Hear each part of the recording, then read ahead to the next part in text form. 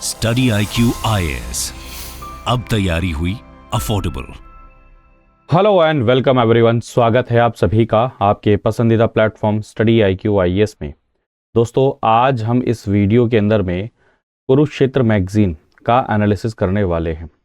तो इस मैगजीन के अंदर में हम क्या है, अक्टूबर महीने की कुरुक्षेत्र मैगजीन का एनालिसिस करेंगे। और इस मैगजीन में जो मेजर फोकस रहेगा वो किसके ऊपर में रहेगा? विलेजेस के ऊपर में रहेगा। अब जैसा कि आप सभी जानते हैं कि जो हमारे गांव हैं, जो विलेजेस हैं, वो हमारे इंडिया का एक तो बहुत इंपॉर्टेंट हिस्सा है, प्लस में हमारी इकोनॉमी का भी क्या है, वो बहुत इंपॉर्टेंट हिस्सा है। तो क्या है, इन दोनों चीज़ों के ऊपर में हम क्या करेंगे, फोकस करेंगे इस मैगजीन के अंदर में।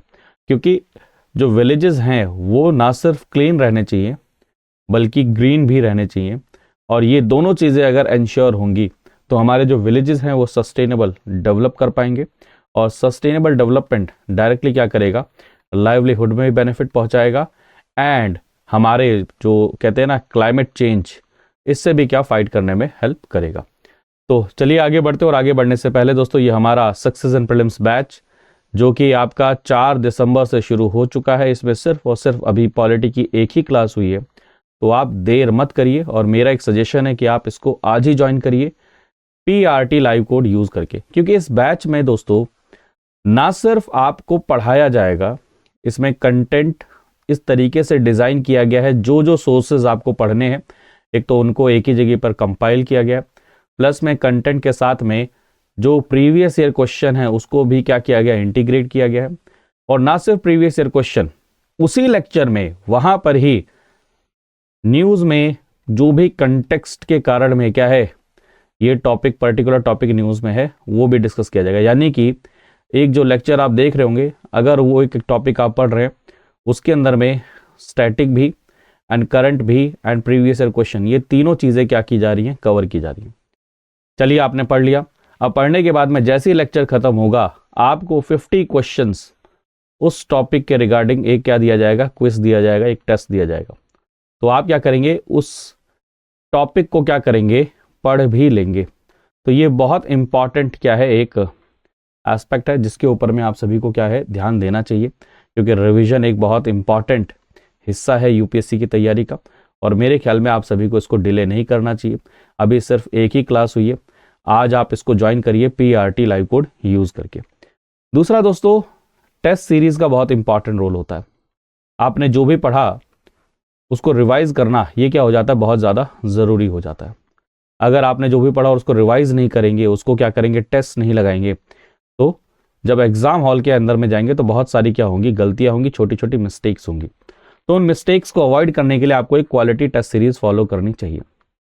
लेकिन अगर आप अभी के टाइम पर मार्केट में देखेंगे तो जो टेस्ट सीरीज की कॉस्ट है वो बहुत ज़्यादा रहती है। तो स्टडी IQ IAS ने मात्र 3,999 रुपये में एक ऐसी टेस्ट सीरीज को डिज़ाइन किया है जिसके अंदर में 100 से ज़्यादा आपको टेस्ट मिलेंगे। टेस्ट कैसे हैं? एक तो सेक्शनल टेस्ट हैं, भाई फॉर एग्जाम्पल पॉलिटी है, तो पॉलिटी को हमने क्या किया, ब्रेक कर लिया है माइक्रो टॉपिक्स के अंदर में। इन 3 टॉपिक का पहला टेस्ट होगा सपोज, फिर 5 टॉपिक का नेक्स्ट टेस्ट होगा, फिर मान के चलिए आपके 4 टेस्ट के अंदर में पॉलिटी कंप्लीट हो गई। तो जो नेक्स्ट टेस्ट होगा वो क्या होगा, वो पूरी की पूरी पॉलिटी का रिविजन होगा। इवन हर टेस्ट के अंदर में हम क्या कर रहे हैं, 20 करंट अफेयर्स के क्वेश्चन भी क्या कर रहे हैं, ऐड कर रहे हैं, जिससे आपका करंट अफेयर भी क्या होता रहे, रिवाइज होता रहे। तो सिर्फ 3,999 में CSAT का टेस्ट, फुल लेंथ टेस्ट बाद में वो अलग से हैं, प्लस में सेक्शनल टेस्ट, और इन सभी का डिटेल डिस्कशन आपको मिलेगा। तो जो हमारी ऑलरेडी कई सारी नंबर ऑफ सीरीज शुरू हो चुकी हैं, ये टेस्ट सीरीज नंबर 6 है, 13 दिसंबर से शुरू हो रहा है। मेरे ख्याल में आप सभी को इसको देर नहीं करना चाहिए और PRT लाइव कोड यूज़ करके क्या करना चाहिए, इसमें एनरोल करना चाहिए। तो चलें आगे बढ़ते हैं, अपने टॉपिक को शुरू करते हैं। इस सेशन की PDF आपको कहाँ मिलेगी? इस टेलीग्राम चैनल पर इसकी PDF आपको मिल जाएगी। आप सभी वहां पर क्या कर सकते हैं, ज्वाइन कर सकते हैं। तो चलें आगे बढ़ते हैं। सबसे पहले अपना टॉपिक देखते हैं, a clean and green rural India. आप सभी जानते हैं कि ऑलमोस्ट 60% जो हमारी पॉपुलेशन है वो कहाँ रहती है, ग्रामीण क्षेत्रों में रहती है, गाँव में रहती है, रूरल इंडिया में रहती है। और रूरल इंडिया का हमारी इकोनॉमी में भी क्या है, बहुत पॉजिटिव कॉन्ट्रीब्यूशन है। और जब हम रूरल इकोनॉमी की बात करते हैं तो वो क्लीन इकोनॉमी होनी चाहिए। वहाँ पर ग्रीन इकोनॉमी रहनी चाहिए, वहाँ पर क्लाइमेट चेंज को कैसे क्या किया जाए, मिटिगेट किया जाए, ऐसे कौन से मेथड्स को अडॉप्ट किया जाए जिसके कारण में हमारा जो विलेज है वो हमेशा क्लीन एंड ग्रीन रहना चाहिए। क्लीन का मतलब क्या, कैसे जो वेस्ट है उसको कैसे रिसाइकल किया जाए, कैसे अलग अलग पॉइंट्स पे जहाँ जहाँ पर जो जो सफाई से रिलेटेड इश्यूज हो सकते हैं उन सभी को कैसे क्लीन रखा जाए, जो ग्रीनरी है रूरल इंडिया की उसको कैसे बचाया जाए। ये सारी चीज़ें क्या है इस टॉपिक के अंदर में, इस कॉन्सेप्ट में हम क्या है पढ़ने वाले हैं। ठीक है, समझ में आ रहा है आप सभी को चीज़। तो शुरू अगर ऐसे करें तो आप सभी जानते हैं कि इंडिया का जो दिल है वो उसके ग्रामीण क्षेत्र यानी कि जो रूरल ब्यूटी है उसमें बसता है ना। कहते हैं ना इंडिया, असली में जो इंडिया है उसे अगर आपको देखना हो तो क्या करना चाहिए, रूरल एरिया में क्या करिए, विजिट करिए। तो the heart of India where lush fields and beautiful landscape scratch, landscape आप देखेंगे कई सारे स्ट्रेचेस आपको देखने को मिलेंगे, जहाँ जहाँ तक आप देख सकते हैं वहाँ वहाँ पर आपको लश ग्रीन आउटफील्ड्स आपको देखने को मिले, वो क्या है रूरल रीजन्स हैं हमारी देश के। और ना सिर्फ वो दिल है बल्कि वो क्या है बैकबोन भी है हमारी इकोनॉमी का, और साथ ही वो कस्टोडियन भी है हमारे एनवायरनमेंट का। वो शहरी इलाकों में आपको कहाँ पेड़ देखने को मिलते हैं, कहाँ वो लश ग्रीन चीज़ें देखने को मिलती हैं, तो उनको क्या करना है, कंजर्व करना है। अब उनको कंजर्व करने की बात आगे बढ़ाने से पहले आप सभी जानते हैं सस्टेनेबल डेवलपमेंट गोल्स। सस्टेनेबल का मतलब क्या, हमारा डेवलपमेंट इस टाइप का होना चाहिए जो आने वाली जनरेशन के लिए क्या है सस्टेन भी करे, जो रिसोर्सेज हैं वो आने वाली जनरेशन के लिए क्या है बची रहनी चाहिए। तो आप सभी जानते हैं कि 2030 तक हमने टारगेट लिया है कि हमें कुछ सस्टेनेबल डेवलपमेंट गोल्स को क्या करना है, अचीव करना है। जैसे कि आप देख सकते हैं 17 सस्टेनेबल डेवलपमेंट गोल्स हैं, no poverty, zero hunger, good health and well being, quality education, gender equality, clean water and sanitation. अब ये सब चीज़ें अगर मान के चलिए, ये sustainable development goals each and every goal अगर आपके विलेज लेवल पर यानी कि लोकल लेवल पर क्या होने लग जाए, इंप्लीमेंट होने लग जाए, तो ऑटोमेटिकली जो आपका विलेजेस हैं वो क्या हो जाएंगे, सस्टेनेबल हो जाएंगे। और अगर लोकल लेवल पर विलेजेस के लेवल पर क्या होने लग जाए, इन गोल्स को हम अचीव करने लग जाएंगे, तो जो कम्युनिटी है उनका भी वेल बीइंग होगा एंड ऑटोमेटिकली हम नेशनल लेवल पर भी क्या करेंगे, इन सस्टेनेबल डेवलपमेंट गोल्स को तो अचीव कर ही लेंगे। प्लीज माय डियर फ्रेंड्स, ये सस्टेनेबल डेवलपमेंट गोल्स आपको पता होने चाहिए। तो इस चीज को ध्यान में रखते हुए एंड विलेजेस के अंदर में सस्टेनेबल डेवलपमेंट गोल्स की इंपॉर्टेंस को समझते हुए जो हमारे मिनिस्ट्री ऑफ पंचायती राज है उन्होंने डायरेक्ट किया है और एनकरेज किया है कि इनको ग्राम पंचायत को, जहां पर वो डिफरेंट डिपार्टमेंट्स के साथ में कोलैबोरेट करें और इन सस्टेनेबल डेवलपमेंट गोल्स को इंप्लीमेंट करते हुए cleaner and greener rural India का क्या कर सके, डेवलपमेंट कर सके, विकास कर सके। तो हम क्लीन एंड ग्रीन विलेज की थीम को, ये चीज समझिए, जो सस्टेनेबल डेवलपमेंट गोल्स हैं 17 गोल्स हैं, उनको हमने अलग अलग थीम्स में डिवाइड किया है। तो ऐसे ही मिनिस्ट्री ऑफ पंचायती राज ने, आप देखिए सस्टेनेबल डेवलपमेंट गोल्स को आपको क्या करना है, इंप्लीमेंट करना है और विलेजेस के लेवल पर इंप्लीमेंट करना है। तो डायरेक्ट आप एज इट इज नहीं इंप्लीमेंट करेंगे, भाई हाँ 17 गोल्स हैं, आपने डिफरेंट डिफरेंट थीम्स में उन गोल्स को अलाइन किया है। तो उसी में एक थीम है क्या, clean and green village theme, जिसका मेन ऑब्जेक्टिव क्या है कि आपको विलेज के लेवल पर कैसे रिन्यूएबल एनर्जी का क्या करना है, अडॉप्शन करना है। आप सोचिए, अगर ग्रामीण क्षेत्र में अगर बिल्कुल बेसिक एंटिटी के लेवल पर रिन्यूएबल एनर्जी का क्या होने लग जाए, अडॉप्शन होने लग जाए, तो ये क्या करेगा, हेल्प करेगा हमारे नेशनल लेवल के रिन्यूएबल एनर्जी के क्या टारगेट को अचीव करने में। एंड साथ में ही दोस्तों क्या करेगा, ये जो हमारा एमिशन है उसको भी रिड्यूस करेगा। एंड बहुत इंपॉर्टेंट पॉइंट, जो क्लाइमेट चेंज बहुत ड्रास्टिक इंपैक्ट शो कर सकता है उसको भी हम क्या कर पाएंगे, मिटिगेट कर पाएंगे। It explores how gram panchayats are transitioning from energy consumers to producers, और ऐसे कौन कौन सी बेस्ट प्रैक्टिसेस हैं हमारे देश के अंदर में। अभी अगर देखें एनर्जी का क्या हो रहा है, कंजम्पशन हो रहा है, आप और हम सभी क्या है, कंज्यूमर हैं।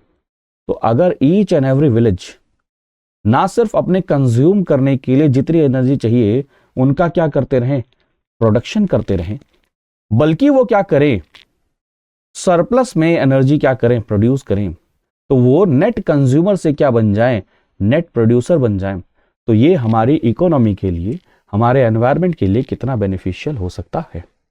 तो हमें प्रिजर्व करना है ग्रीन कवर ऑफ इंडिया।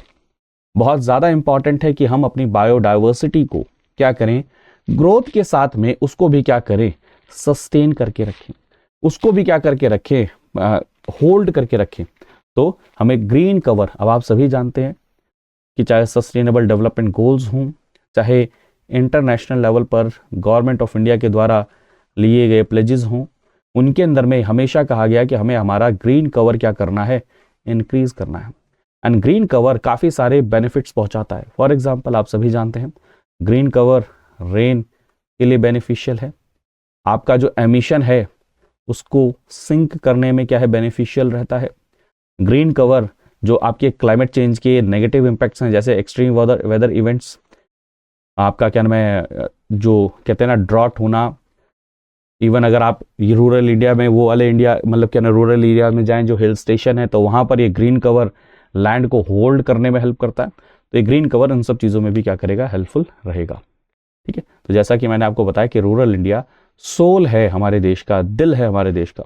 तो अगर हमें बेटर फ्यूचर की तरफ जाना है तो बहुत इंपॉर्टेंट है कि जो रूरल एरियाज हैं उनको भी हमें क्या करना पड़ेगा, आगे की तरफ में पुश करना पड़ेगा। वहाँ की वेलबींग, वहाँ की सस्टेनेबिलिटी डायरेक्टली क्या करेगा, नेशंस के वेलबींग के साथ में कनेक्टेड है। तो ये बहुत ज़रूरी है कि इस समय पर इंडिया की जो जर्नी है, क्या रूरल इंडिया की जो जर्नी है towards cleaner and greener tomorrow, उसको हम सेलिब्रेट करें, बल्कि हम उसके बारे में पढ़ें भी। क्लियर है ये टॉपिक। तो अगर विजन देखा जाए green and clean rural India का, तो मैंने जैसा कि अभी जस्ट आपको बताया कि जो सस्टेनेबल डेवलपमेंट गोल्स हैं 17 डेवलपमेंट गोल्स, उसका इंडिया क्या है, सिग्नेटरी है। और हमने कहा है कि 2030 तक हम क्या करेंगे, इन सस्टेनेबल डेवलपमेंट गोल्स को अचीव करेंगे। तो वहाँ पर विलेजेस का बहुत इंपॉर्टेंट रोल रहने वाला है। तो इन सस्टेनेबल डेवलपमेंट गोल्स को हमने अचीव करने के लिए क्या किया है, इनको डिफरेंट 9 थीम्स में क्या किया है, डिवाइड किया है। जो आपके 17 सस्टेनेबल डेवलपमेंट गोल्स हैं उनको 9 थीम्स में डिवाइड किया है और एनकरेज किया है कि जो लोकल गवर्नमेंट है, जो पंचायती राज इंस्टीट्यूशंस हैं, वो इन 9 थीम्स को क्या करें, अचीव करने की कोशिश करें अपने लोकल एरिया के अंदर में। तो ये मिनिस्ट्री ऑफ पंचायती राज, उन्होंने localisation of sustainable development goal, ये प्लीज इस प्रीलिम्स के लिए इस पॉइंट को नोट करिएगा, एंड मेंस में क्वेश्चन आ सकता है। ठीक है, this approach ensures robust engagement and meaningful participation of various stakeholders at grass root level of panchayat and villages, है ना। तो आप देख सकते हैं कौन कौन सी थीम है, जैसे poverty free and enhance livelihood. अब अगर आपको सोचिए poverty free and enhance livelihood villages के अंदर में होगा तो सोशियो इकोनॉमिक कंडीशंस के अंदर में भी कितना चेंज आएगा। थीम 2 अगर हेल्दी विलेज की बात करते हैं तो वहाँ पर देखिए जो लाइफस्टाइल का भी आप यहाँ पर कनेक्ट कर सकते हैं कि विलेज के अंदर में रहने वाले जो लोग हैं अगर वो हेल्दी रहेंगे तो उनका एक्टिव इकोनॉमिक पार्टिसिपेशन होगा, प्लस में उनका जो आउट ऑफ पॉकेट जो एक्सपेंडिचर होता है किसके लिए, हेल्थ सेक्टर के लिए, वो भी क्या होगा, कम होगा। Child friendly village, water sufficient village, आप वाटर का कंजर्वेशन कैसे करें। क्लीन एंड ग्रीन विलेज, जहाँ पर आप क्लीन एनर्जी का यूज़ करें, एंड जो रूरल एरिया के अंदर में जो ग्रीन कवर है उसको भी इंश्योर करें। सेल्फ सफिशिएंट इंफ्रास्ट्रक्चर हो विलेजेस के अंदर में, सोशली सिक्योर्ड विलेजेस हों, सोशल सेक्टर, ठीक है, और उसके बाद में गुड गवर्नेंस हो और वुमेन फ्रेंडली विलेजेस हो। ये 9 थीम्स हैं, बहुत इंपॉर्टेंट रोल प्ले करेंगे हमारे नेशन के अंदर में सस्टेनेबल डेवलपमेंट गोल्स को अचीव करने में। तो कई सारे इंटरवेंशन हम देखने की कोशिश करेंगे, जैसे आप देखेंगे कि अवेयरनेस को लगातार क्या करना, रेज करना। तो रेजिंग अवेयरनेस, जहाँ पर आप सिटीजन्स को क्या कर रहे हैं, एजुकेट कर रहे हैं कि कैसे वेस्ट रिडक्शन को रोका जाए, कैसे एनर्जी प्रोडक्शन किया जाए। जैसे सोलर पैनल्स हम क्या कर रहे हैं विलेज लेवल पर, each and every house hold में जाके फोकस कर रहे हैं। जैसे वाटर का वेस्टेज ना हो उसके लिए हम क्या कर रहे हैं, हर घर नल से जल का कॉन्सेप्ट लेकर जा रहे हैं। जैसे हम लाइफस्टाइल के अंदर में क्या क्या चेंजेस करने चाहिए, प्लास्टिक का कैसे यूज़ नहीं करना चाहिए, एनर्जी का वेस्टेज नहीं होना चाहिए, इन सब चीज़ों के लिए भी क्या कर रहे हैं, लोगों को क्या कर रहे हैं, अवेयर कर रहे हैं। जैसे रिड्यूसिंग पॉल्यूशन, कई सारे मेजर्स लिए जा रहे हैं ग्राम पंचायत के द्वारा, जिसमें एनवायरमेंटल पॉल्यूशन को क्या है, रिड्यूस करने की बात की जा रही है। प्लास्टिक का यूज़ कम्युनिटी के अंदर में कैसे कम हो उसके ऊपर फोकस किया जा रहा है। Climate change education, climate change के बारे में कम्युनिटी को बताना, वहां पर क्लाइमेट चेंज का क्या क्या नेगेटिव इंपैक्ट हो सकता है, वो सब चीजें डिस्कस करना। प्लस में एक और बहुत इंपॉर्टेंट चीज, एक पर्टिकुलर एरिया की वहां पर क्या वेटलैंड्स हैं, क्या वाटर बॉडीज हैं, क्या फॉरेस्ट है, वहां पर कैसी कैसी बायोडाइवर्सिटी है, उसके बारे में भी क्या करना, मैपिंग करना, और उनके बारे में आपको पता होना चाहिए। और बहुत इंपॉर्टेंट चीज, आपके पास जितने भी रिसोर्सेज जैसे वाटर बॉडीज है, फॉरेस्ट है, कॉमन लैंड है, उसका कैसे सस्टेनेबल तरीके से यूज करें। जैसे वाटर बॉडीज को आप एक्स्ट्रा ओवर एक्सप्लॉयटेशन ना कर लें, उसका एक्सट्रैक्शन ना कर लें। आप जो फॉरेस्ट प्रोड्यूस हैं उनको कहीं ऐसा यूज ना कर लें कि आने वाले समय में वो प्रोड्यूस बचे ही ना। ठीक है, तो ये सारी की सारी चीजें क्या है, यानी कि रिसोर्सेज का यूटिलाइजेशन कैसे होना चाहिए। दूसरी चीज, बहुत बड़ी समस्या क्या, विलेजेस के अंदर में इलेक्ट्रिसिटी नहीं होना। तो वहां पर मिनिस्ट्री ऑफ पंचायत राज और ministry of new and renewable energy ने आपस में कोलैबोरेट किया और यह कहा कि कैसे एक ग्राम पंचायत के अंदर में, ईच एंड एवरी विलेज के अंदर में रिन्यूएबल एनर्जी का कैसे अडॉप्शन किया जाए। आपने देखा होगा कि गांव के अंदर में बहुत ज्यादा मोटिवेट किया जा रहा है कि आप सभी क्या करें, सोलर पैनल लगाएं, आप सभी क्या करें, जो इलेक्ट्रिसिटी कंजम्पशन की जगह पर आप क्या करें, इलेक्ट्रिसिटी को प्रोड्यूस करें। ठीक है, तो ये इनिशिएटिव क्या है कि ग्राम पंचायत को सेल्फ सफिशिएंट बनाया जाए एनर्जी प्रोडक्शन के अंदर में। अब मान के चलिए अगर आपने सरप्लस के अंदर में एनर्जी प्रोडक्शन किया तो आप उसे क्या कर सकते हैं, सेल भी कर सकते हैं, और उसे जब आपने सेल किया तो यानी कि आपके पास में रेवेन्यू के सोर्सेज भी क्या होंगे, क्रिएट होंगे। दूसरी चीज आप देखेंगे मिशन लाइफ। मिशन लाइफ क्या है, जो ये प्राइम मिनिस्टर मोदी जी के द्वारा इसे लॉन्च किया गया था COP26 के अंदर में, जिसके अंदर में बात कही है कि जो आप सभी का या फिर जो ह्यूमन है या फिर जो पीपल हैं उनका जो लाइफस्टाइल होना चाहिए वो क्या होना चाहिए, आपके एनवायरमेंट के प्रति क्या होना चाहिए, कंसर्न होना चाहिए। तो मिशन लाइफ इसीलिए क्या किया गया था, लॉन्च किया गया था, जहां पर इंकरेज किया गया सस्टेनेबल लिविंग ग्लोबली। तो अगर ये सस्टेनेबल लिविंग विलेजेस के लेवल पर अगर अडॉप्ट होने लग जाए, वहां पर इंप्लीमेंट होने लग जाए, जैसे फॉर एग्जांपल मैं आपको बार बार एग्जांपल देता हूं, लिविंग के अंदर में तो ये भी आता है कि हम कितने समय तक कितने टेम्परेचर पे एसी चलाते हैं, ये नॉर्मल लाइफ के अंदर में। फॉर एग्जांपल हम बाहर जाते हैं तो कितना ज्यादा प्लास्टिक यूज करते हैं, हम नॉर्मल जगह जाने के लिए भी क्या व्हीकल का यूज करते हैं या फिर हम पब्लिक ट्रांसपोर्ट का यूज कर सकते हैं। ये सब चीजें भी क्या है, ये तो हमारे लाइफस्टाइल का हिस्सा है, यानी कि लाइफस्टाइल फॉर एनवायरनमेंट। और इसीलिए बार बार मैं आपको कहता हूं कि ये जो कोशिश की गई कि भाई लोगों का यानी कि प्रो प्लैनेट पीपल को हम क्या करें, क्रिएट करें, यानी कि जो पीपल हैं उनको अवेयर करें कि उनके एक्शंस क्या होने चाहिए, प्रो प्लैनेट होने चाहिए। वरना गवर्नमेंट तो क्या करेंगी, कमिटमेंट्स करती रहेंगी, टारगेट लेते रहेंगे और वो मिस होते रहेंगे। जब तक एक्टिव पार्टिसिपेशन ऑफ किसका, लोगों का नहीं होगा, सिटीजन्स का नहीं होगा, पूरे के पूरे ग्लोब पर पीपल का नहीं होगा, तब तक आप एनवायरमेंट को कंजर्व नहीं कर पाएंगे। फॉर एग्जांपल हमारा ईटिंग पैटर्न क्या है, हमारे जो एनर्जी का कंजम्पशन का पैटर्न क्या है, ये डायरेक्टली इंपैक्ट करता है हमारे एनवायरमेंट को, हमारे क्लाइमेट चेंज को। तो हमारा लाइफस्टाइल कैसा होना चाहिए, तो इस लाइफस्टाइल, ये जो मिशन लाइफ है, इसको क्या करना है, ग्रास रूट लेवल पर, विलेजेस के लेवल पर लेकर जाना है। पेरिस एग्रीमेंट जो था COP21 2015 में, आप सभी जानते हैं, हमने कॉन्टिन्यूसली टारगेट लिया कि हम रिन्यूएबल एनर्जी का प्रोडक्शन इंक्रीज करेंगे। मैं कई बार पढ़ाता हूं कि हमारा एक टारगेट है 500 गीगावाट इलेक्ट्रिसिटी प्रोड्यूस करनी है रिन्यूएबल एनर्जी से, कब तक, 2030 तक। इवन अभी 2023 का जो डाटा है जो गवर्नमेंट ऑफ इंडिया के थ्रू है कि 170 गीगावाट इंस्टॉल कैपेसिटी को हम अचीव कर चुके हैं। तो रिमार्केबल ग्रोथ हो रही है, इंडिया ग्लोबल लीडर बनता जा रहा है रिन्यूएबल एनर्जी के अंदर में। तो देखा जाए 4th इन इंस्टॉल्ड रिन्यूएबल एनर्जी कैपेसिटी है, 5th है सोलर एनर्जी के अंदर में, 4th है हम विंड एनर्जी कैपेसिटी के अंदर में, और इसके अंदर में बहुत इंपॉर्टेंट इसका कंट्रीब्यूशन है रूरल एरिया का। आप शहरों से ज्यादा आप ग्रामीण क्षेत्रों में देखेंगे, वहां पे हर घर के अंदर में क्या लगा होता है, सोलर पैनल लगा होता है, जिससे वो अपनी नीड के हिसाब से तो एनर्जी को कंज्यूम कर ही रहे हैं, साथ में वो क्या कर रहे हैं, सस्टेनेबल वे में क्या कर रहे हैं, उस एनर्जी को कंज्यूम कर रहे हैं। अब दूसरी बात आती है कि भाई इंडियन जो विलेजेस हैं वहां पर धीरे धीरे लाइफस्टाइल भी चेंज हो रहा है। अब लाइफस्टाइल चेंज हो रहा है तो लोगों की जो कहते हैं ना लग्जरी चीजों की भी क्या होती है, इमेज, मतलब या फिर या कह लीजिए उसकी चाह चेंज होती है। तो उसके कारण में जो कल्चरल आइडेंटिटी है, जो कल्चरल आर्किटेक्चर है, जो रिच डाइवर्सिटी है, वो क्या है, रूरल एरिया की ना चली जाए, उसको प्रिजर्व करने की क्या है, जरूरत है। तो heritage of vernacular system, India के पास में आप देखेंगे उनके गांवों के अंदर में जहां पर वर्नाकुलर आर्किटेक्चर देखने को मिलता है, कल्चरल आइडेंटिटी का बहुत हिस्सा है, हमारी रिच डाइवर्सिटी का बहुत इंपॉर्टेंट हिस्सा है। आर्किटेक्चर आप देख सकते हैं, जैसे गांव के अंदर में जो घर बनाए जाते थे, वो जिस तरीके से चीजें बिल्ड की जाती थी वो सस्टेनेबल होती थी, हर चीज का एक इंपॉर्टेंट रोल होता था। बट एक रेस के कारण में धीरे धीरे क्या है, वो जो आर्किटेक्चर लेवल पर जो हेरिटेज है उसको हम क्या करते जा रहे हैं, मिस करते जा रहे हैं।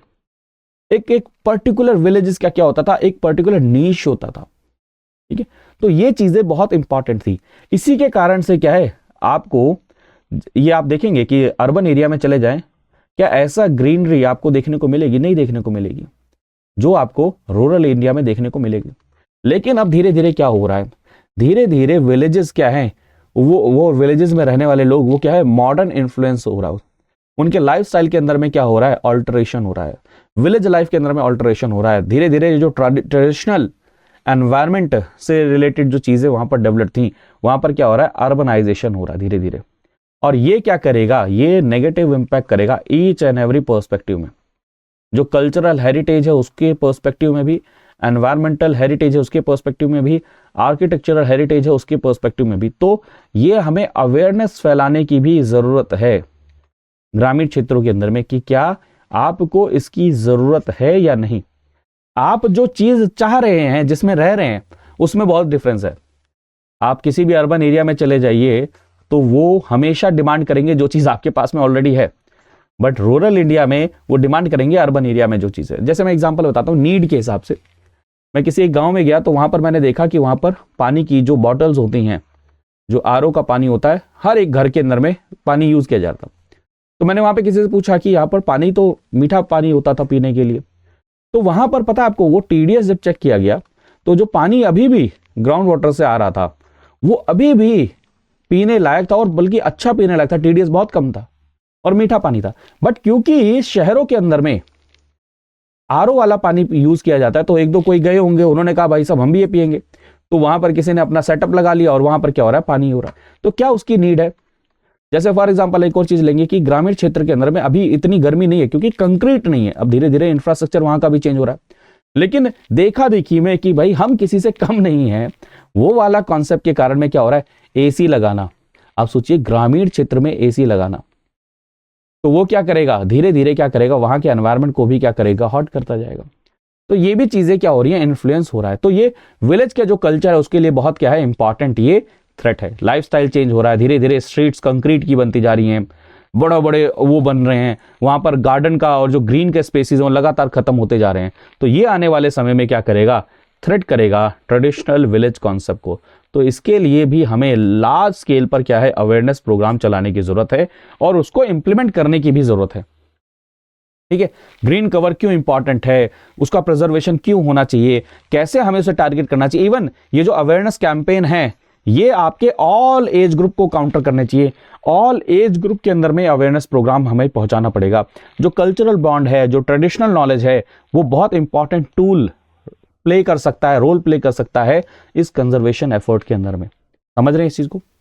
जैसे कई सारे लोकल मटेरियल हैं जिनका यूज किया जा सकता है, जो एसेंशियल है सस्टेनेबिलिटी के लिए। लॉन्ग डिस्टेंस जो ट्रांसपोर्टेशन है उसको आप रोक सकते हैं। लेकिन दिक्कत क्या है कि आप ये कहते हैं ना, एक तरीके से रैंडम वे के अंदर पे आप बस खाली एक तरीके से हमें ये चीज चाहिए, तो वो क्या है, काफी दूर से क्या है, ट्रांसपोर्ट करके लाए। आप लोकल जो प्रोडक्ट हैं या लोकल जो गुड्स हैं उनका यूज नहीं कर रहे हैं, आप दूर से चीजें मंगा रहे हैं, तो वो क्या है, एनवायरमेंट पॉल्यूशन तो कर ही रहा है, प्लस में वो वहां के जो लोकल एनवायरमेंट है उसको भी सूट नहीं करेगा। ये भी चीज आप देखनी। जैसे local material like bamboo, clay, ये इको फ्रेंडली हैं और उनको हम लोकल कंटेक्स्ट में यूज करते हैं। वो थर्मल कंफर्ट भी प्रोवाइड करते हैं, रिड्यूसिंग एनर्जी डिपेंडेंसी, सब चीजें हेल्प करते हैं। बट आप उसकी जो इंपॉर्टेंस समझे बिना कॉन्टिन्यूस आप रैंडम वे में क्या कर रहे हो, बस स्विच कर रहे हो, चेंज कर रहे हो, विलेजेस अपनी जो आइडेंटिटी है उसको लूज करते जा रहे हैं। तो जरूरत है कि हमें क्या करना है, सस्टेनेबल एक आर्किटेक्चर की तरफ में जाना है। ठीक है, जो लोकल कम्युनिटीज के जो आर्किटेक्चर है वो अपने आप में सस्टेनेबल थे, वो जो लोकल डिजाइन एलिमेंट्स हैं वो अपने आप में बहुत ज्यादा पावरफुल हैं। लेकिन हम धीरे धीरे क्या है, विलेजेस, क्योंकि वो बाहरी इन्फ्लुएंस है जो मैं आपको बता रहा हूँ, अर्बन इन्फ्लुएंस है, उसके कारण में क्या हो रहा है, जो ट्रेडिशनल आर्किटेक्चरल जो प्रैक्टिसेस हैं वो ब्रेक होती जा रही है। और ये आने वाले समय में क्या करेगा, विलेजेस की जो अपनी आइडेंटिटी है उसको क्या करेगा, ये लूज करता जाएगा। तो उससे हमें बचाने की ज़रूरत है। ठीक है, तो ये भी इंश्योर करना है कि ग्रीन कवर को मिनिमम डैमेज हो। कंस्ट्रक्शन विलेजेस के अंदर में ऐसे प्रायोरिटाइज होनी चाहिए कि ग्रीन कवर कभी भी खराब ना हो। अननेसेसरी जो कंक्रीटाइजेशन है उसको हमें रोकना चाहिए, क्योंकि इकोसिस्टम को डिस्टर्ब करता है। मैं बार बार कहता हूँ, जितना ज़्यादा कंक्रीट बनता जाएगा उतना ज़्यादा पानी का रन ऑफ होगा। रन ऑफ होगा तो क्या होगा, वाटर टेबल रिचार्ज नहीं होगा। वाटर टेबल अगर रिचार्ज नहीं होगा तो क्या होगा, इससे दोस्तों सबसे बड़ी चीज़ क्या होगी, आपके एग्रीकल्चर के ऊपर नेगेटिव इंपैक्ट पड़ेगा। कंक्रीट जितना ज़्यादा बनाएंगे उतना ज़्यादा क्या होती जाएगी, गर्मी होती जाएगी, और उतना ही ज़्यादा क्या पड़ेगा, आपको एनर्जी की नीड पड़ेगी, और उतनी ज़्यादा क्या है आपके यहाँ पर climate change, environmental negative impact होता है। एक विशेष साइकिल बन जाएगा। तो ग्रीन कवर के अंदर में ट्रीज, लोकल फ्लोरा, ये सभी के इंपॉर्टेंट है, और इसको हमें क्या करने की ज़रूरत है, प्रिवेंट करने की ज़रूरत है। ट्रेडिशनल नॉलेज को हमें क्या करने की ज़रूरत है, रेस्पेक्ट करने की ज़रूरत है। ठीक है, ये सारी की सारी चीज़ें उसी से रिलेटेड है। तो वे फॉरवर्ड क्या होगा, हमें सस्टेनेबल विलेज मॉडल की तरफ जाना पड़ेगा। विलेज लाइफ जो है वो नेचर के साथ रहने वाली लाइफ है। विलेज के अंदर में अगर देखा जाए लिविंग विद नेचर, उसका एपिटोम हमें देखने को मिलता है। वास्ट नॉलेज है। ठीक है, तो वहाँ पर हमें क्या करना पड़ेगा, इसको आगे बढ़ाने की ज़रूरत है, एंड उसके बारे में अवेयरनेस जितनी ज़्यादा हो सकती है उतना आगे बढ़ाने की ज़रूरत है, कि जो आपके पास में है उसमें हमें प्राइड लेना चाहिए। ठीक है, नेक्स्ट जो है इंटीग्रेटेड विलेज के अंदर में जो सोलर डेवलपमेंट प्रोग्राम है वो कैसे इंक्लूसिव डेवलपमेंट में क्या कर रहा है, हेल्प कर रहा है। जी हाँ, हमने टारगेट लिया है नेशनली डिटरमाइंड कंट्रीब्यूशन के अंदर में कि हमें नेट जीरो एमिशन करना है 2070 तक। हमें जो इलेक्ट्रिसिटी का प्रोडक्शन है किसके थ्रू, कोल के थ्रू जो होता है, फॉसिल फ्यूल के थ्रू होता है, उसके अंदर में क्या करना, रिडक्शन करना है। तो वहां पर बहुत इंपॉर्टेंट रोल है रिन्यूएबल एनर्जी का। क्या है, रिन्यूएबल एनर्जी का। और वो रिन्यूएबल एनर्जी अगर विलेज के लेवल पर हो तो क्या है, कहते हैं ना, बिल्कुल ये समझिए कि सोने पे सुहागा हो जाएगा। तो रूरल इंडिया का इसमें बहुत इंपॉर्टेंट रोल है। क्लीन एनर्जी की तरफ जो ट्रांजिशन है उसमें रूरल इंडिया बहुत एक्टिवली पार्टिसिपेट कर रहा है, जहां पर आप देखेंगे कि रिन्यूएबल एनर्जी का प्रोडक्शन और यूज बहुत ही वास्ट लेवल पर हो रहा है। कई सारे देखेंगे गुजरात, बिहार, उड़ीसा, वहां पर लगातार reliable power rural house hold के अंदर में उनको डिपेंडेंट नहीं रहना पड़ रहा है। अब क्या है, ग्रिड से वो क्या कर रहे हैं, सोलर पैनल का यूज कर रहे हैं, रिन्यूएबल एनर्जीज का यूज कर रहे हैं, जहां से school, house hold, health centre, यहां पर हर जगह पर क्या है, इलेक्ट्रिसिटी का सप्लाई किया जा रहा है। और ये जो सोलर विलेजेस हैं वो इकोनॉमिक डेवलपमेंट में भी तो हेल्प कर रहे हैं, क्योंकि लाइवलीहुड क्या हो रहा है, स्ट्रेंथन हो रहा है, सोशल इंफ्रास्ट्रक्चर क्या हो रहा है, स्ट्रेंथन हो रहा है। प्लस में जो स्टेट्स के ऊपर में जो कॉस्ट पड़ती थी कि भाई उनको क्या करना पड़ता था, जो डिस्कॉम कंपनीज हैं, जो डिस्ट्रीब्यूशन कंपनीज हैं, उनको जो उन्हें पेमेंट करनी पड़ती थी वो उनको नहीं करना पड़ रहा है स्टेट्स को। तो वो स्टेट का इतना पैसा क्या कर सकते हैं, विलेजेस के अंदर में और चीज़ों के अंदर में डाइवर्ट कर सकते हैं। प्लस में इलेक्ट्रिसिटी परचेस करने के लिए जो हाउस होल्ड को पेमेंट करनी रहती थी उसके अंदर में भी कमी आएगी। प्लस में सस्टेनेबल डेवलपमेंट को आगे बढ़ाने के लिए आप सभी जानते हैं सोलर प्लांट्स लगाने के लिए गवर्नमेंट तो क्या करती है, सब्सिडी भी दे रही है। तो ये सारी चीज़ें क्या है, बहुत ज़्यादा हेल्प कर रही हैं। तो डिस्ट्रीब्यूटेड रिन्यूएबल एनर्जी बहुत एक इंपॉर्टेंट रोल प्ले कर सकता है आने वाले समय में, जहां पर हम क्लीन एनर्जी की तरफ में ट्रांसफॉर्म करने की बात करते हैं, जहां पर कंज्यूमर की जगह पर हम क्या बन जाएंगे, प्रोज्यूमर बन जाएंगे। किसके लिए, रिन्यूएबल एनर्जी के लिए। हम इतना, और सबसे बड़ी चीज़ क्या है कि जो रिमोटेस्ट एरिया हैं वहां पर अभी तक कई जगह पर अगर मान के चलिए कनेक्शन नहीं स्टैब्लिश हुआ, तो वहां पर ये जो रिन्यूएबल एनर्जी के सोर्सेज हैं वो बहुत इंपॉर्टेंट रोल प्ले कर सकते हैं क्वालिटी पावर सप्लाई के अंदर में। Health care, education, internet access, livelihood opportunities, इन सब चीज़ों के अंदर में क्या है, ये बहुत इंपॉर्टेंट रोल प्ले कर सकता है।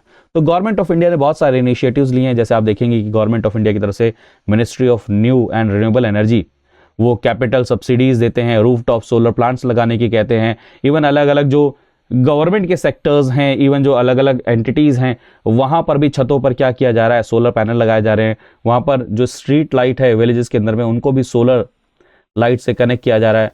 अलग अलग जगह पर क्या है, अलग अलग स्कीम्स के अंदर में सोलर पैनल क्या किए जा रहे हैं, डोनेट किए जा रहे हैं। इवन एग्रीकल्चर फील्ड के अंदर में भी सोलर पंप दिए जा रहे हैं, जो क्या करेंगे, बेनिफिशियल रहेंगे सोलर एनर्जी के प्रोडक्शन के अंदर में। जो फॉसिल एनर्जी का क्या होगा, कंजम्पशन इससे क्या होगा, कम होगा। India has already installed approximately 11 gigawatt of rooftop solar. ठीक है, जो आने वाले समय में क्या है बहुत ज़्यादा हेल्प करेगा। तो इसका मार्केट पोटेंशियल भी है, आने वाले समय में ये बहुत बड़े रूरल लाइवलीहुड को क्या करेगा, पॉजिटिवली इम्पैक्ट कर सकता है। तो बहुत इंपॉर्टेंट है कि इलेक्ट्रिसिटी का रिलायबल होना, अफोर्डेबल होना, और ये दोनों चीज़ें अगर रूरल डेवलपमेंट में पहुँचे, रूरल इंडिया में पहुँचे, तो बहुत इंपॉर्टेंट रोल प्ले करेगा। साथ में क्या होगा, जो सोशियो इकोनॉमिक कंडीशंस हैं उनमें भी ये क्या करेगा, पॉजिटिव कंट्रीब्यूट करेगा। ठीक है, तो ये सारी की सारी चीज़ें हैं। प्लस में जो एसेंशियल सर्विस डिलीवरी है उनमें भी आपको हेल्प मिलेगी। ठीक है, तो पावर सप्लाई के चैलेंजेस क्या रहते हैं रूरल इंडिया में, नेशनल लेवल की ग्रिड की एक्सेसिबिलिटी नहीं होती है, एयर पॉल्यूशन एक चैलेंज है, रिलायबिलिटी नहीं होना। आप अभी देखें 20 आवर्स अभी भी विदाउट पावर रहना पड़ता है। रूरल हाउस होल्ड बहुत ज़्यादा क्वालिटी इश्यूज फेस करते हैं, वोल्टेज फ्लक्चुएशन हो गया अर्बन एरियाज़ के मुकाबले में। तो education and institution, health care sector पे इलेक्ट्रिसिटी नहीं हो पाती है, वो नहीं है अवेलेबिलिटी, तो वहाँ पर ये रिन्यूएबल एनर्जी के सोर्सेज बहुत इंपॉर्टेंट रोल प्ले कर सकते हैं। ठीक है, तो power supply in health care and education अगर देखें, around 5% of primary health care centres in rural lack electricity, 12% of health sub centres have no electricity. While school को अगर देखें, वहां पर 10% of schools are yet to be electrified, 13% lacking functional electricity facilities. अब ये देखिए 10% येट टू बी इलेक्ट्रिफाइड है, connection establish करना, कितने समय यहां पर इलेक्ट्रिसिटी रहती है ये भी क्वेश्चन है ना, यानी कि क्वालिटी ऑफ इलेक्ट्रिसिटी। तो ये चीजों को क्या है आपका रूरल एनर्जी क्या कर सकता है, क्या नाम है, रिन्यूएबल एनर्जी इसको क्या कर सकता है, सॉल्व कर सकता है। नेक्स्ट जो कॉन्सेप्ट है ये है आपका क्रॉप रेजिड्यू को कैसे मैनेज करना। ये बात की जा रही है पराली की। आप सभी जानते हैं कि पराली जलाना एक बहुत बड़ा इस समय पर क्या है, पॉल्यूशन का एक बहुत बड़ा कंसर्न बन चुका है। पराली बेसिकली होता क्या है, पराली ऐसे समझिए कि जो आप धान की खेती करते हैं, यानी कि राइस का जो कल्टीवेशन होता है, उसके बाद में क्या चीज होती है कि आप उसकी जब कटाई कर लिया आपने, कटाई करने के बाद में जैसे ये जमीन है तो यहां पर इतना इतना क्या है बच जाता है, क्योंकि ये कटाई आप मशीन से करते हैं। किससे करते हैं, मशीन से करते हैं। तो इसको क्या किया जाता है, जला दिया जाता है। अब इसके जलाने के कारण में क्या होता है, पॉल्यूशन बहुत ज्यादा होता है। तो कैसे इन क्रॉप रेजिड्यू, जो क्रॉप बच गए हैं, उनको कैसे मैनेज किया जाए, कैसे मैनेज किया जाए। तो इसको जलाने के पीछे रीजन क्या है, सबसे पहला रीजन दोस्तों ये है कि जो लेबर कॉस्ट है आप उसको बचाना चाहते हैं। दूसरा एक मिथ है कि इससे क्या होता है, आपकी जो सॉइल की फर्टिलिटी है वो क्या होती है, इंक्रीज होती है। तीसरी चीज क्या है कि आपके पास में टाइम, आपको लगता है कि टाइम कम लगेगा, जला देते हैं एक साथ। तो इन सब चीजों के कारण में क्या होता है, आप क्रॉप जो रेजिड्यू है, जो बचा है, उसको आप क्या करते हैं, अच्छे से यूज नहीं करते हैं। तो एग्रीकल्चर वेस्ट को कैसे यूज किया जाए, कैसे उसको मैनेज किया जाए, ये बहुत, और ऐसा नहीं है, पराली एक एग्जाम्पल है, बहुत सारी चीजों में जैसे आप देखेंगे जब उसकी सफाई होती है, थ्रेशिंग होती है, हर चीज के अंदर में कुछ ना कुछ वेस्ट निकलता है। तो कैसे उसका यूज किया जाए, जैसे आप देखेंगे आप बायोगैस बना सकते हैं, सॉइल मल्चिंग कर सकते हैं, एनिमल फीड के लिए यूज कर सकते हैं, बायो मैन्योर बना सकते हैं, कंपोस्ट बना सकते हैं, ये सब चीजों के अंदर में यूज किया जा सकता है ये जो क्रॉप रेजिड्यूल्स हैं। लेकिन क्योंकि awareness, lack of awareness and plus में लैक ऑफ इंसेंटिव, क्या किया जा रहा है, इन क्रॉप जो रेजिड्यू हैं इनको काफी ज्यादा वेस्ट कर दिया जा रहा है। हमें इनोवेटिव टेक्नोलॉजीज का यूज करना पड़ेगा, जहां पर जो क्रॉप रेजिड्यूज हैं इनको हम जैसे किस में, पेपर में बना सकते हैं, बोर्ड बना सकते हैं, इको पैनल बना सकते हैं। जैसे मैं आपको बार बार कहता हूं कि भाई जो पराली जल रही है उसका क्या किया जा सकता है, बायो मैन्योर बनाया जा सकता है, सॉइल की मल्चिंग के लिए यूज किया जा सकता है, बायोगैस बनाई जा सकती है, बायोमास एनर्जी के अंदर बहुत इंपॉर्टेंट हेल्प कर सकता है। कौन, एक फ्यूल के रूप में आ सकता है कि नहीं आ सकता, पेपर बनाए जा सकते हैं, इवन वो दोने पत्तल जो आप खाने पीने के लिए यूज करते हैं वो चीजें यूज की जा सकती हैं, बनाई जा सकती है। इवन आप देखेंगे जो पराली है उसका तो यूज उसमें भी किया जा सकता है कि आप छोटे छोटे उसको पैलेट्स बना लें, गोले बना लें, जिनको आप एनर्जी सोर्स के रूप में यूज कर सकते हैं किसी प्लांट के अंदर में। तो ये सब के सब चीजें क्या है, हेल्पफुल हो सकते हैं, क्योंकि ऑन फार्म जो बर्निंग है वो एक तो देखिए पॉल्यूशन कर ही रहा है, बायोडाइवर्सिटी का भी लॉस हो रहा है, प्लस में जो सॉइल की फर्टिलिटी है उसको भी क्या करेगा, नुकसान करेगा। और सॉइल की फर्टिलिटी को नुकसान डायरेक्टली क्या है, फूड इनसिक्योरिटी से भी रिलेटेड है। तो फील्ड्स को क्लियर करना नेक्स्ट क्रॉप के लिए, प्लस में उस फील्ड को क्लियर करने के लिए भाई आप लेबर अगर लेकर आएंगे तो उसकी कॉस्ट पड़ेगी, प्लस में आपके पास में टाइम कम है, और प्लस में क्या आपको ऐसा लगता है कि इससे क्या मिलेगा, फर्टिलिटी इंक्रीज होगी। ये 3 कारणों से फील्ड को क्लीन करने के लिए क्या किया जाता है, उसको बर्न कर दिया जाता है। तो ये अपने आप में क्या है, डिस्ट्रक्टिव प्रैक्टिस है जो सॉइल की प्रॉपर्टीज को हार्म करता है, फर्टिलिटी को हार्म करता है, एम्बिएंट एयर क्वालिटी को हार्म करता है, और धीरे धीरे क्या होगा, ग्रेजुअल लॉस होता रहेगा फार्म प्रोडक्शन के अंदर में, और आने वाले समय में फूड सिक्योरिटी के लिए एक बहुत बड़ा कंसर्न हो सकता है। तो ये वाला पॉइंट हमेशा लिख कर आइएगा। तो हमारे देश में हमेशा से जो क्रॉप रेजिड्यूज हैं वो सरप्लस में रहते हैं। 683 million tonne of crop residues yearly हमारे यहाँ पर होता है, लेकिन इनका यूटिलाइजेशन नहीं हो पाता, इनको हम रिसाइकल नहीं कर पाते हैं। ये चीज़ हमें ध्यान देनी पड़ेगी। तो आप देखेंगे सबसे बड़ी चीज़, जैसे पंजाब में, हरियाणा में, उत्तर प्रदेश में मेजर कंट्रीब्यूटर हैं जहाँ पर क्या किया जाता है, आप ऑन फार्म क्या करते हैं, बर्निंग करते हैं। सीरियल क्रॉप, राइस, इन सब के अंदर में क्या होता है, जो जो चीज़ें मिलती हैं उनको आप बर्न कर देते हैं। ठीक है, तो इसको क्या करने की ज़रूरत है। और मैंने अभी जस्ट बताया कि ऑन फार्म बर्निंग क्या करता है, आपके एनवायरनमेंट के ऊपर में नेगेटिव इम्पैक्ट करता है, पॉल्यूशन, और वो पॉल्यूशन डायरेक्टली क्या करता है, हेल्थ के ऊपर नेगेटिव इम्पैक्ट करता है। सॉइल की हेल्थ डिटेरिएट होती है। जैसे आप यहाँ पर देख सकते हैं, burning 1 tonne of rice straw alone leads to loss of 5.5 kg of nitrogen, 2.3 of phosphorus, 25 kg of potassium, 1.2 kg of sulphur and organic carbon. इससे आप अंदाजा लगा सकते हैं कि ऑन फार्म जो बर्निंग होती है वो कितना नेगेटिव इम्पैक्ट पहुंचा सकता है आपके एनवायरनमेंट पर, कितना बुरा एयर पॉल्यूशन कर सकता है, और वो एयर पॉल्यूशन हेल्थ के लिए कितना डिजास्टरस है। क्योंकि ये आप ये मत सोचिए सिर्फ और सिर्फ ये लंग के ऊपर में ही नेगेटिव इम्पैक्ट करेगा। कई सारी रिपोर्ट आई हैं कि ईच एंड एवरी ऑर्गन को ये क्या करेगा, नेगेटिव इम्पैक्ट करेगा। इवन जो आपकी प्रेग्नेंट वुमेन है, उनसे उनके जो बच्चा है, जो पेट में बच्चा, उसके ऊपर में भी क्या है, नेगेटिव इम्पैक्ट करेगा। ग्रीन हाउस गैसेस का तो एमिशन हो ही रहा है, sulphur dioxide, carbon dioxide, carbon monoxide, PM 2.5, PM 10, ये सब चीज़ें क्या है, एयर क्वालिटी को और ज़्यादा वर्स कर रही है। तो इसको हमें कंट्रोल करने की ज़रूरत है। तो उसके अंदर में एक पूसा डिकम्पोजर आया जिसको गवर्नमेंट ने डेवलप किया कि ये माइक्रोबियल सॉल्यूशन है, जिसको आप क्या करेंगे, अगर इसका छिड़काव कर देंगे तो पैडी जो स्ट्रॉज हैं वो क्या हो जाएंगे, डिकम्पोज हो जाएंगे। अब वो अगर वो डिकम्पोज हो जाएंगे तो क्या होगा, आपकी जो सॉइल की जो हेल्थ है वो बल्कि इंप्रूव होगी। उसको बर्न मत करिए, तो एयर पॉल्यूशन तो रुका ही रुका, प्लस में जो सॉइल की जो क्वालिटी है वो क्या होगी, इंप्रूव होगी। ठीक है, it's application prepares field for wheat sowing in 25 days, improve soil quality. तो आप बर्न करने की बजाय इसको यूज़ कर सकते हो। इसको पूसा को किसने डेवलप किया है, पूसा डिकम्पोजर टेक्नोलॉजी, ये Indian council of agriculture research ने इसको इंट्रोड्यूस किया है। ठीक है, प्लस में अब आगे आते हैं, मतलब आपको समझ में आ रहा है ना क्या क्या चीज़ें की जा सकती हैं। टेक्नोलॉजी का यूज़ किया जाता है, इवन स्टार्टअप्स का यूज़ किया जा सकता है। आप देखते हैं कि कई सारे स्टार्टअप बनाए जा सकते हैं जो क्या करें, यहाँ पर पॉजिटिवली कंट्रीब्यूट करें, जो क्या करें, इन वेस्ट को क्या करें, परचेज कर लें और उनको किसी और दूसरे उसमें क्या करें, कन्वर्ट कर लें। ये सब चीज़ें की जा सकती हैं। प्लस में टेक्नोलॉजी का यूज़ किया जा सकता है, डिजिटल टेक्नोलॉजी का भी यूज़ किया जा सकता है आपके जो विलेज के अंदर में जो एग्रीकल्चर है वहाँ पर। जैसे आप देख सकते हैं, ड्रोन का यूज़ किया जा सकता है सर्वे के अंदर में, ड्रोन का यूज़ किया जा सकता है छिड़काव के अंदर में, है ना। तो रूरल वर्सेस अर्बन ये कॉन्सेप्ट हमेशा रहेगा। तो एनवायरमेंटल चैलेंजेस रूरल एरिया में भी है, अर्बन एरिया में भी है। रूरल एरिया में लोग लेस अवेयर हैं, लेकिन वहाँ पर अभी भी क्या है, सिग्निफिकेंट क्या है, चैलेंजेस हैं। जैसे वेस्ट को कैसे मैनेज किया जाए, जो रूरल एरिया में वेस्ट को कैसे मैनेज किया जाए, और जो वेस्ट को ढंग से आप मैनेज नहीं करेंगे तो वाटर को ही पॉल्यूट करता है और एयर को ही पॉल्यूशन करता है। रूरल एरिया के अंदर में सैनिटेशन इंप्रूवमेंट तो हुआ है, बट अभी भी वेस्ट को मैनेज करना एक बहुत बड़ा क्या है, इशू है। डिफॉरेस्टेशन कॉन्टिन्यूस हो रहा है क्योंकि फूड की डिमांड हो रही है। तो आप क्या कर रहे हैं, जो फॉरेस्ट है उसको क्लीन करते जा रहे हैं फार्मिंग के लिए, जिसके कारण फॉरेस्ट डिप्लीट हो रहे हैं लगातार। Air and water pollution continuous हो रहा है रूरल एरिया में भी और अर्बन एरिया में भी।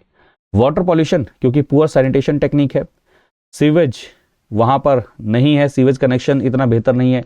आप ये देख सकते हैं पानी कैसे क्या नाम है, वाटर जो बॉडीज है उनके अंदर में जा रहा है। प्लस में एक और चीज़ आप देखेंगे, एग्रीकल्चर फील्ड से जो केमिकल वाला, जो फर्टिलाइजर वाला पानी है वो भी बहकर कहाँ आता है, इन्हीं मेन स्ट्रीम में आता है। तो ये भी क्या कर रहा है, पॉल्यूशन कर रहा है। तो इसीलिए आप देखेंगे कि कई सारे लॉज भी हमारे देश में आए हैं ना। जैसे आप देखेंगे air prevention and control pollution से रिलेटेड, वाटर को कैसे रोका जाए, फॉरेस्ट कंजर्वेशन एक्ट, गवर्नमेंट ने आपको पता है नेशनल एक्शन प्लान लॉन्च किया, नमामि गंगे प्रोजेक्ट भी लॉन्च किया। ये सब चीज़ें किस लिए लॉन्च करी है कि कैसे पॉल्यूशन, जो एयर पॉल्यूशन है या फिर क्या नाम है एनवायरमेंट पॉल्यूशन है, वो जो आपका वाटर पॉल्यूशन है, इन सब चीज़ों को कैसे रोका जाए। लेकिन इसके अंदर में कुछ चैलेंजेस हैं। सबसे पहली बात तो हमारे पास में जो रिसोर्सेज हैं वो लिमिटेड हैं, सफिशिएंट इंफ्रास्ट्रक्चर नहीं है, टेक्निकल नॉलेज नहीं है, ये सबसे बड़ी चीज़ है। टेक्नोलॉजिकल सॉल्यूशन, टेक्नोलॉजी क्या कर सकता है इन सब चैलेंजेस के अंदर में, थोड़ी सी हेल्प कर सकता है। जैसे एनवायरमेंटल लॉज की इम्प्लीमेंटेशन में हेल्प कर सकता है, अवेयरनेस में कैसे आप टेक्नोलॉजी का यूज़ कर सकते हैं, मास लेवल पर प्रोग्राम बना सकते हैं जो हर घर तक क्या करा जाएगा, टीवी के थ्रू, मोबाइल के थ्रू लोगों तक जाए। तो एनवायरमेंटल इशू को आप हर जगह पर पहुंचा सकते हैं। तो टेक्नोलॉजी एज ए कैटलिस्ट, मैंने अभी बताया, रूरल कनेक्टिविटी में हेल्प कर सकता है। ट्रांसफॉर्मेशनल पावर है इसके पास में कि सस्टेनेबल डेवलपमेंट की तरफ कैसे जाया जाए उसके अंदर में, प्लस में फार्मर्स को एम्पावर कर सकता है, मॉनिटरिंग के अंदर में हेल्प कर सकता है, एनवायरनमेंट की मॉनिटरिंग कर सकते हैं, डिजिटल टूल्स जैसे एयर वाटर को मॉनिटर करना, डिफॉरेस्टेशन को मॉनिटर करना, इकोलॉजिकल हेल्थ को मॉनिटर करना, ये सब चीज़ें क्या है टेक्नोलॉजी के थ्रू ही हमें मिल सकती हैं। और भी बहुत सारी हमने चीज़ें शुरू करी, जैसे स्वच्छ भारत मिशन। तो वहाँ पर हमने क्या किया, जियो टैगिंग का कॉन्सेप्ट लेकर आए। जियो टैगिंग से हमें पता चला कि हाँ इन प्लेसेस पर क्या हो रही है, सफाई हो रही है। जहाँ पर सफाई नहीं है वहाँ पर आप क्या जियो टैग करके क्या कर सकते हैं, कंप्लेन कर सकते हैं, जिसके कारण में क्या है कम्युनिटी का इंगेजमेंट क्या हुआ, इंक्रीज हुआ। प्लस में ब्रॉडबैंड कनेक्टिविटी से क्या हुआ, जो डिजिटल डिवाइड था वो क्या हुआ, कम हुआ, वो गैप कम हुआ। तो जो इन्फॉर्मेशन है, जो सर्विसेज हैं, जो स्कीम्स है, उनका भी क्या हुआ, एक्सेस इंक्रीज हुआ, जिसके कारण में इंफॉर्मेशन एंड अपॉर्चुनिटीज़ दोनों का एक्सेस अगर कम्युनिटीज़ के पास में जाएगा तो ये पॉजिटिवली क्या करेगा, कंट्रीब्यूट करेगा। लेकिन वही चैलेंजेस क्या क्या है, lack of awareness, digital divide, अभी भी लिमिटेड एक्सेस है। मोबाइल फ़ोन इतने, मतलब आप कहेंगे सर मोबाइल फ़ोन तो हर जगह नहीं है, अभी भी नहीं है। पावर सप्लाई के अभी भी चैलेंज है। लिटरेसी, डिजिटल लिटरेसी, ये भी एक बहुत बड़ा चैलेंज है। कोऑर्डिनेशन नहीं होना, ये भी बहुत बड़ी समस्या है कि आप देखते हैं कि मतलब और लेवल पर क्या जाए, एक ही एफर्ट, एक ही चीज़ को टारगेट करने के लिए different different agencies, different different governments, different different ministries काम कर रहे थे, तो कन्वर्जेंस नहीं हो पाता है। तो क्या होता है, जो आपके रिसोर्सेज हैं वो क्या होते हैं, डुप्लीकेट होते रहते हैं, रिडंडेंसी होती रहती है। तो गवर्नमेंट के कई सारे इनिशिएटिव्स हैं, जैसे अभी आप देख सकते हैं सोशल मीडिया का यूज़ करना। Ministry of environment and forest and climate change ने सोशल मीडिया प्लेटफॉर्म्स को यूज़ करना शुरू किया विलेजेस को एजुकेट करने के लिए। नमामि गंगे प्रोजेक्ट, जिसमें डिजिटल टेक्नोलॉजीज का यूज़ किया जा रहा है वाटर को क्लीन मॉनिटर करने के लिए। सैटेलाइट इमेजेस का यूज़ किया जा रहा है, जियो स्पेशल टेक्नोलॉजीज का यूज़ किया जा रहा है पॉल्यूशन को ट्रैक करने के लिए। ठीक, तो ये concept strengthening the rural economy with clean and green initiatives. अभी हमने देखा कि अगर आप क्लीन एंड ग्रीन इनिशिएटिव्स को क्या करेंगे, इंप्लीमेंट करेंगे, तो नो डाउट हमारी जो इकोनॉमी अगर क्लीन होगी, ग्रीन होगी, तो उनका एम्पावरमेंट भी होगा। ठीक है, solar power, energy efficiency, sustainable habitat, ये सब चीज़ें क्या हैं, पॉजिटिवली लाइवलीहुड में भी क्या करेंगे, इम्पैक्ट करेंगे, और साथ में ही क्या करेंगे, ये क्लाइमेट चेंज को भी पॉजिटिव लेवल पर इम्पैक्ट करेंगे। हमें एनर्जी लेवल पर इंडिपेंडेंट होना है 2047 तक, क्योंकि अभी भी हम एनर्जी के लिए, चाहे आप देखें फॉर एग्जांपल, आप देख सकते हैं एक छोटा सा एग्जांपल आपको दिखाता हूं कि हम जो पेट्रोल और डीजल क्या करते हैं, इंपोर्ट करते हैं।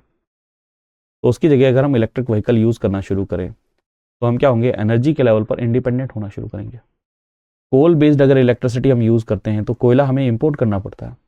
तो क्या है, हम अगर सोलर पैनल का यूज़ करें, रिन्यूएबल एनर्जी का यूज़ करें, तो क्या है, ये हमें हेल्प पहुंचा सकता है इसके अंदर में, एनर्जी इंडिपेंडेंस के अंदर में।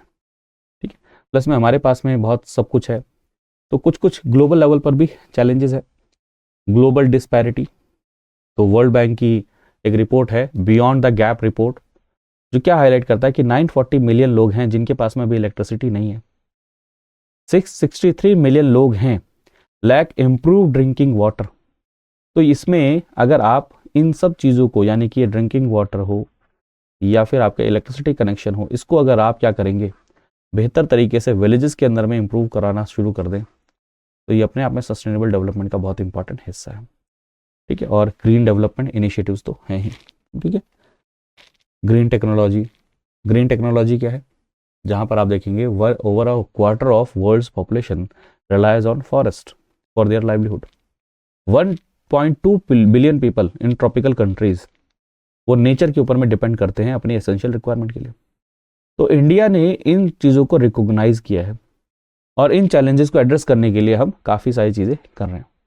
और वही चीज़ें, विलेज को सस्टेनेबल बनाना है तो क्या करना पड़ेगा? लो कार्बन एमिशन होना चाहिए, ग्रीनरी को प्रायोरिटाइज करना है, रिसोर्स एफिशिएंट होना पड़ेगा, सोशली इंक्लूसिव विलेजेस होने चाहिए, global access to clean energy, वही जहाँ पर हमें क्या है, फॉर एग्जांपल आप देख सकते हैं जैसे कुकिंग के लिए अभी तक क्या होता था, लकड़ी का, वुड कोल, इन सब चीज़ों का, एनिमल डंग, इन सब का यूज़ होता था, जिसके कारण में इंडोर पॉल्यूशन होता था ना। तो इंडोर पॉल्यूशन को क्या करने के लिए, कम करने के लिए आप देख सकते हैं इंडोर एयर पॉल्यूशन के कारण में 3.8 मिलियन प्री मेच्योर डेथ होती थी annually, mainly among the 2.6 billion people in poor countries relying on wood, coal और एनिमल डंग। तो वहां पर इसको चीज करने के लिए हमने क्या किया, कुकिंग गैस, जो उज्ज्वला योजना है, आप सभी को पता है कि फ्री में एलपीजी कनेक्शन और प्लस में सिलेंडर प्रोवाइड कराना, ह्यूमन डेवलपमेंट इंडेक्स को क्या करना, इंप्रूव करना है। तो उसके अंदर में क्लीन एनर्जी और ग्रीन एनर्जी बहुत इंपॉर्टेंट रोल प्ले करेगा। जैसे अगर किसी को ड्रिंकिंग वाटर क्लीन मिल रहा है, हाइजीन, सैनिटेशन, तो ये क्या करेगा, ह्यूमन डेवलपमेंट इंडेक्स में भी क्या करेगा, हेल्प करेगा। क्योंकि अगर आप देखेंगे 1.4 मिलियन पीपल डाई करते हैं annually due to poor water quality, sanitation and hygiene. तो इसके अंदर में क्या है, हेल्प मिलेगी अगर हम क्लीन एंड ग्रीन इनिशिएटिव को ही अगर क्या करें, टारगेट कर लें, तो ये क्रूशियल रोल प्ले करने वाला है ह्यूमन डेवलपमेंट इंडेक्स के इंप्रूवमेंट में। ऐसे ही जो मैंने आपको बताया कि 500 गीगावाट इलेक्ट्रिसिटी का प्रोडक्शन का टारगेट है हमारा रिन्यूएबल एनर्जी के थ्रू, कब तक, 2030 तक। ये चीज़ नोट कर लीजिएगा। ठीक है, रूरल प्रॉस्पेरिटी। अब आप एक और चीज़ देखिए कि अगर आप 500 gigawatt non fossil electricity produce करना चाहते हैं तो इससे कितना ज़्यादा जॉब क्रिएशन होगी। आप देखिए ना, एनर्जी सेक्टर के अंदर में अप्रॉक्सीमेटली 1 मिलियन पीपल का क्या हो सकता है, एम्प्लॉयमेंट हो सकता है। रिन्यूएबल एनर्जी रूरल इकोनॉमीज को क्या कर सकता है, स्टिमुलेट कर सकता है, जॉब क्रिएट करेगा, क्लाइमेट रेसिलियंस और रूरल कम्युनिटीज के अंदर में डेवलप होगा। तो गवर्नमेंट ने काफ़ी सारे इनिशिएटिव्स लिए हैं। जैसे आप देख सकते हैं एक बजटरी एलोकेशन आप देख सकते हैं 2023 में 35,000 करोड़ रुपीज़ क्या किए गए थे, एलोकेट किए गए थे नेट जीरो ऑब्जेक्टिव को अचीव करने के लिए। आप देखेंगे कि जो ministry of new and renewable energy है, सोलर सेक्टर के अंदर में काफ़ी हैवी इन्वेस्टमेंट कर रही है। इवन ग्रीन हाइड्रोजन मिशन, आप सभी जानते हैं कि हाइड्रोजन का प्रोडक्शन ऐसा होना चाहिए जिसके कारण में एमिशन ना हो। और सिर्फ हमें प्रोडक्शन नहीं करना, इस लेवल पर, इस लार्ज स्केल पर प्रोडक्शन करना है कि हमें इंटरनेशनल लेवल पर क्या करना है, इसको एक्सपोर्ट करना है। और अगर हमने इसको एक्सपोर्ट करना शुरू किया तो सोचिए कितना ज़्यादा जॉब क्रिएशन में हेल्प करेगा और क्लीन एनर्जी के अंदर में तो हेल्पफुल रहेगा। क्योंकि आप सिर्फ हाइड्रोजन का सिर्फ और सिर्फ घर के अंदर में ही यूज़ नहीं करेंगे, इवन आप उसका अलग अलग इंडस्ट्रीज़ में भी यूज़ कर सकेंगे। तो ये सारी की सारी चीज़ें क्या हैं, हेल्पफुल रहने वाले हैं। गवर्नमेंट के कई सारे इनिशिएटिव्स हैं एनर्जी कंजम्पशन को कम करने के लिए। जैसे आप देखेंगे उजाला एलईडी बल्ब, जिसके कारण में क्या हो रहा है, इलेक्ट्रिसिटी का कंजम्पशन कम होगा, जिसके कारण में एमिशन क्या होगा, रिड्यूस होगा। ग्रीन जॉब्स के अंदर में स्किल डेवलपमेंट करना, जिसके अंदर में एनवायरमेंटल अवेयरनेस को जॉब ट्रेनिंग के अंदर में क्या करना, इंटीग्रेट करना। सेल्फ हेल्प ग्रुप का जो पोटेंशियल है हमारे पास में, उनको क्या करना, स्विच करना, उनको शिफ्ट करना किसकी तरफ में, क्लीन एनर्जी इनिशिएटिव की तरफ में। स्वच्छ भारत मिशन जो ग्रामीण है, जहां पर हम सॉलिड और लिक्विड वेस्ट को मैनेज करने के ऊपर में ध्यान दे रहे हैं, बायो फर्टिलाइजर को प्रमोट कर रहे हैं, जिससे क्या होगा, अब एक और चीज, रूरल इंडिया के अंदर में जितने भी डेवलपमेंट प्रोजेक्ट्स हो रहे हैं वहां पर जो जॉब क्रिएशन हो रही है या उनको लीड कर रहे हैं, वो भी कौन कर रहे हैं, वल्नरेबल सेक्शन कर रहे हैं, वुमेन कर रही हैं। तो ये सोशल लेवल पर भी तो क्या है, एम्पावरमेंट है। जी हाँ, इकोनॉमिकल लेवल पर एम्पावरमेंट है, क्लाइमेट के लेवल पर मैं इसको एक नया टर्म देता हूं, एनवायरमेंटल एम्पावरमेंट भी है, साथ में ये सोशल एम्पावरमेंट भी है। फार्मिंग की जो टेक्निक है उनको कैसे इंप्रूव करना, रिन्यूएबल एनर्जी के सोर्सेज का कैसे फार्मिंग में यूज करना, बैटरी की जो कॉस्ट है उसको कैसे कम करना मोटर्स के अंदर, ये सब चीजें क्या की जा रही हैं, एक्सपेंड किया जा रहा है, जिससे विलेजेस को क्या किया जा सके, ना सिर्फ क्लीन रखा जा सके, ना सिर्फ क्या नाम है ग्रीन रखा जा सके, बल्कि उनको आगे डेवलपमेंट के पाथ पर भी आगे की तरफ में पुश किया जा सके। ठीक है, तो ये सब आप देख सकते हैं। अभी एक और चीज है, ग्लोबल लेवल पर अभी भी इन्वेस्टमेंट की जरूरत है। 4 ट्रिलियन पर ईयर की जरूरत है रिन्यूएबल एनर्जी के अंदर में इन्वेस्टमेंट की। इंटरनेशनल ऑर्गेनाइजेशन के सपोर्ट की जरूरत है, वर्ल्ड बैंक हो चाहे और भी, तो वहां पर तभी जाकर ये कंट्रीज जैसे भारत हो गया, ब्राजील हो गया, साउथ अफ्रीका हो गया, या फिर जो लीस्ट डेवलप कंट्रीज हैं, आइलैंड नेशन हैं, वो क्या कर पाएंगे, अपनी क्लीन एनर्जी के टारगेट को अचीव कर पाएंगे। अब एक और चीज, इंडिया अगर क्लीन एनर्जी के ऊपर में इतना ज्यादा फोकस कर रहा है, तो वहां पर एक और चीज देखिए कि वर्ल्ड के अंदर में एक और मैसेज जा रहा है कि हाँ भाई, यहाँ पर इंडिया के अंदर में इन्वेस्ट किया जा सकता है। तो रिकॉर्ड हाई इन्वेस्टमेंट हमें रिन्यूएबल एनर्जी में देखने को मिलता है 2022 के अंदर में। ठीक है, ये भी चीज़ आप देख सकते हैं। तो कंक्लूजन ये है कि भाई धीरे धीरे करके हम क्लीन एनर्जी की तरफ में शिफ्ट कर रहे हैं। क्लीन एनर्जी की तरफ शिफ्ट करना जॉब्स के अंदर में लॉस हो ऐसा ना हो, बल्कि जॉब क्रिएशन में हेल्प करे।